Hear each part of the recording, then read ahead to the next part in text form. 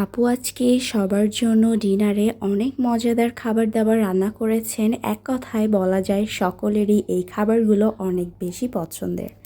আপু ডিনারে আজকে কী কী রেখেছিলেন চলুন আপনাদের সাথে একটু ছোট্ট করে শেয়ার করছি।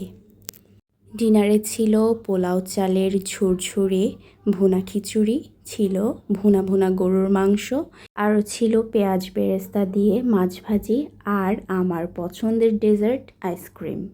সাথে কিন্তু কোকো ছিল, যেটা কিনা রাত 11টার সময় খাওয়া হয়েছিল।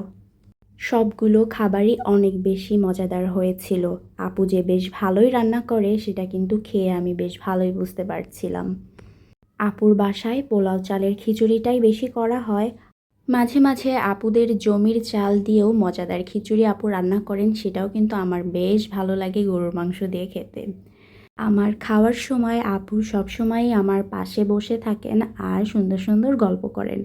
খাওয়ার সময়টাতে আপু আমার পাশে বসে না থাকলে আমার যেন ভালোই লাগে না, কারণ আপু বসে থাকলে অনেক মজার মজার গল্প হয়। আর আমি আপুকে বারবার বলি, আপু অনেক মজা হয়েছে, খাবার দাবার অনেক বেশি মজা হয়েছে।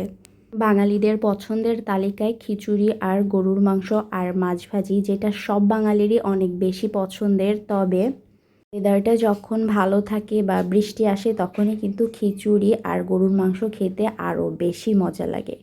তো আমার খাবার প্রায় শেষের দিকে, আমি মজা করে খাচ্ছিলাম আর গল্প করছিলাম, লাস্টে খাবো ডেজার্ট। এই ছিল আজকের ভিডিও। আল্লাহ হাফিজ।